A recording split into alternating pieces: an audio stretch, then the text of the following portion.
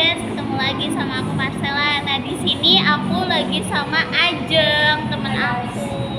Dan nanti kita akan bincang-bincang seru mengenai fungsi-fungsi BK nih guys. Oke, kita tanpa berlama-lama lagi, kita langsung mulai aja topik pembahasan kita. Nah, Jeng, di BK itu ada fungsi-fungsinya. Nah, gue bakal ngejelasin ke lu satu persatu nih ya. Nah, yang pertama itu ada fungsi preservatif. Nah, fungsi preservatif ini dimana fungsi pemahaman. Setiap individu lebih memahami dirinya sendiri. Berarti jatuhnya kita tuh lebih mengenal diri sendiri dan memahami diri sendiri gitu ya? Kayak gitu Jeng. Nah, itu biasanya lewat autobiografi. Kita diminta untuk membuat autobiografi tentang diri kita, terus masa lalu kita, segala kejadian yang pernah kita alami nih Jeng. Berarti itu autobiografi jatuhnya tulisan yang menceritakan tentang kita, diri kita sendiri. Iya, kayak gitu Jeng. Tapi tulisan itu isinya tentang kayak permasalahan yang kita alami atau apa yang mau kita tulis aja?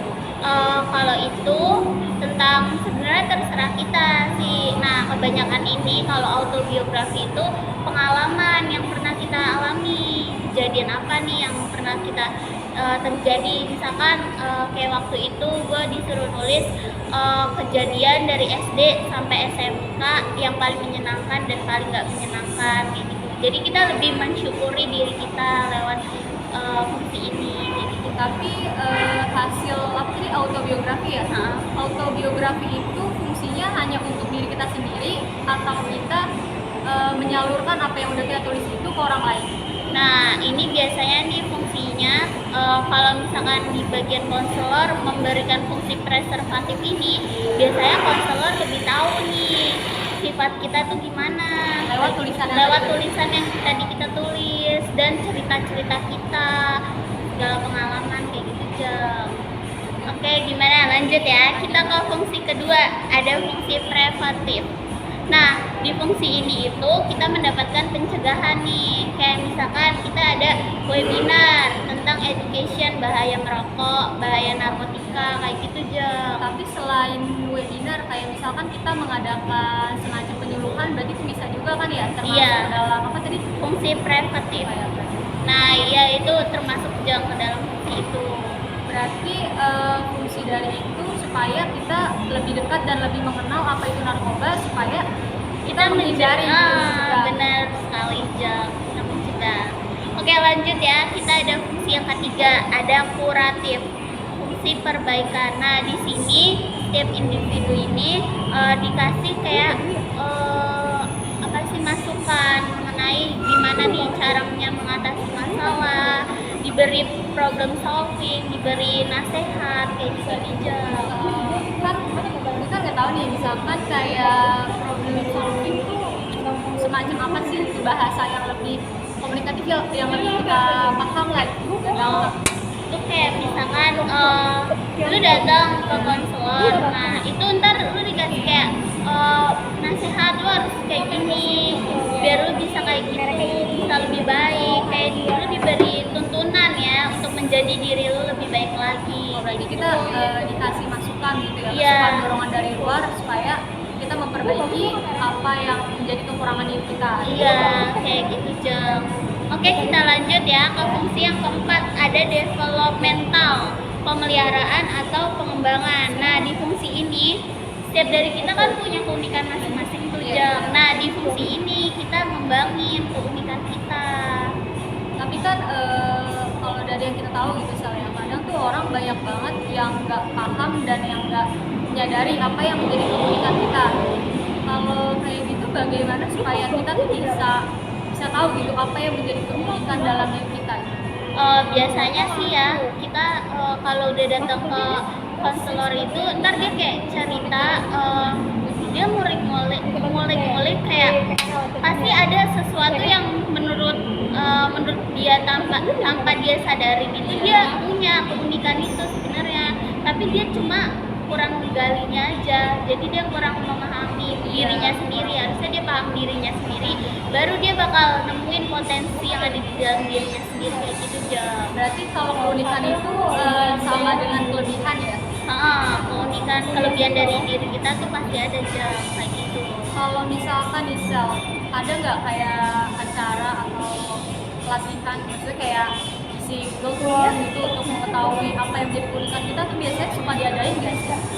Biasanya sih itu ada sih Jam, untuk mengetahui keunikan kita.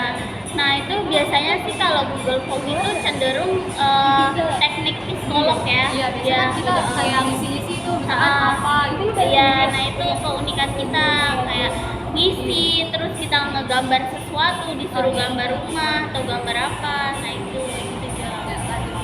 Oke, kita lanjut ya Jeng. Nah di sini kita bakal bahas bidang-bidang BK. Nah guys, bidang BK itu yang pertama ada pribadi. Nah pribadi itu bersangkut pautan dengan masalah keluarga kayak gitu Jeng. Kalau bidang pribadi, kayak lu ada persoalan dengan keluarga lu itu masuknya di bidang pribadi. Berarti dalam bidang mereka kan kita ada masalah keluarga gitu. Nanti kita bisa menceritakan apapun yang menjadi permasalahan dalam keluarga kita. Iya, ada bidang pribadi namanya. Oke, lanjut kita ke yang kedua, ada sosial. Nah, di sosial ini biasanya kita sosial otomatis berhubungan dengan orang lain dong. Nah, yang sosial ini lebih ke misalkan kita ada masalah dengan teman. Nah, itu masuk bidang sosial. Tapi di sini kita lihat juga kalau misalkan temannya ini nggak taunya ada masalah pribadi terus dijadiin masalah sosial kan bisa kan, kayak akhirnya dia ribut karena masalah pribadi, dia bingung, akhirnya dia ribut ke masalah sosial. Berarti kalau kita ada permasalahan sosial, misalkan gue tuh sama temen gue lebih cenderung lebih keras gitu, berarti itu bukan berarti permasalahan di diri gue doang ya, mana tahu ada latar belakang di balik ya sikap gue yang kayak gitu ya. Nah, dari permasalahan keluarga tadi. Iya, itu masuknya ke bidang sosial. Oke, yang ketiga ini ada bidang belajar. Nah, di bidang belajar ini kayak contohnya belajar namanya aja pasti ada pendidikannya dong, kayak siswa bolos, terus siswa nggak ngikutin pelajaran, kayak gitu Jeng. Nah itu, jadi gimana Jeng? Itu baru di bidang Belajar. Iya. Berarti BK itu nggak cuma menangani masalah pribadi kita, tapi menangani juga soal permasalahan dalam bidang belajar juga. Dalam bidang belajar.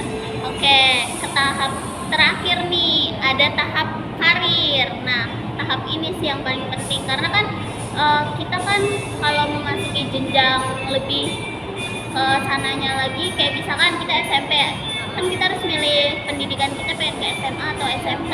Nah, di jenjang ini para guru BP menyarankan kan, jenjang karir. Kalau misalkan kita kan kadang kayak disuruh isi formulir kan, misalkan apa yang kita sukai. Misalkan dengan kita mengisi Google Form itu atau link tersebut, kita masih nggak paham nih apa yang menjadi minat kita. Nah itu bisa dengan cara lain nggak selain dengan kayak link doang? Biasanya itu kalau cara lain sih dia lebih kayak ngelihat nilai juga ya, karena kan biasanya ada nilai juga kan, kayak misalkan kalau misalkan nilainya ini anak bagus dalam bidang ini, nih guru bakal ngebimbing, kayak misalkan ini anak emang dari dulu pengen kayak dia pinter banget di bagian IPA, sains. Nah, guru ini bakal ngebimbing buat mungkin kedokteran ya, mencoba kedokteran kayak gitu. Berarti dalam BK ini, berarti dia juga melihat yang potensi yang ada dalam diri kita ya. Nah, iya Jeng, kayak gitu. Udah sih itu aja. Kita. Makasih banyak lo aja. Thank you.